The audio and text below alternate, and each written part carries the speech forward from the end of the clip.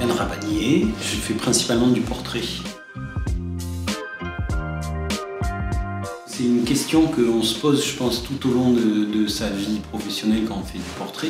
Moi, j'essaie de fonctionner comme si j'avais pas de boîtier, comme si je rencontrais quelqu'un que j'avais jamais vu et que je me retrouvais autour d'un verre ou juste à papoter comme ça.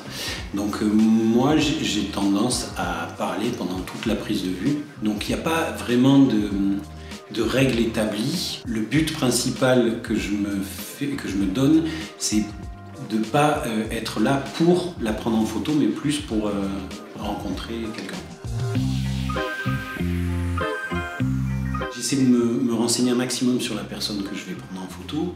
Et l'idée, c'est dans ce principe-là de rencontre, c'est plus d'essayer d'adapter une vision de la personne que j'ai ou l'idée que je me fais de cette personne-là, qui va m'amener dans un univers, enfin dans une idée de mise en scène. J'ai mis en place ces petites idées de scène, d'éléments à rajouter à la prise de vue.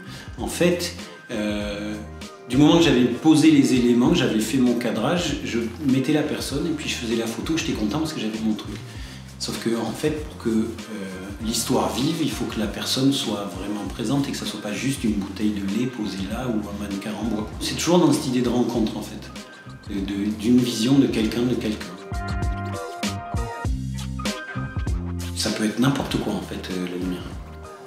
Et ça, c'est toujours rigolo parce que, en fait, pendant des années, j'ai utilisé que 2 néons de garage, quoi.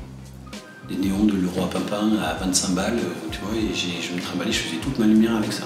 Je regarde la lumière qu'il y a, et puis ça peut être aussi bien un néon, comme je vous disais, ou juste la lumière naturelle. Donc je fais attention à des choses qui m'entourent, et puis je vais utiliser certains trucs, parce que j'ai l'impression que ça me correspond à ce moment-là.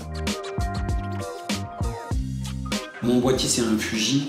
Un Fuji, c'est un moyen format, qui ont des capteurs un peu plus grands et qui justement génèrent quand on travaille comme moi à pleine ouverture, qui génèrent des flous très très beaux. C'est un peu comme l'œil en fait, hein. Quand tu fais ton point avec l'œil sur quelque chose de près, tu as tout le reste qui est flou, quoi. Moi j'ai 2 objectifs, je suis vraiment pas un geek du matos, donc j'ai un objectif qui est quasiment à peu près le même angle que l'œil humain.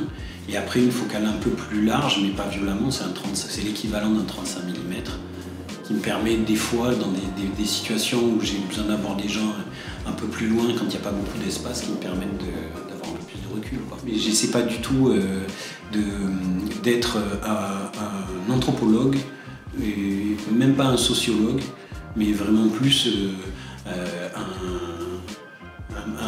c'est presque un scénariste, quoi, tu vois.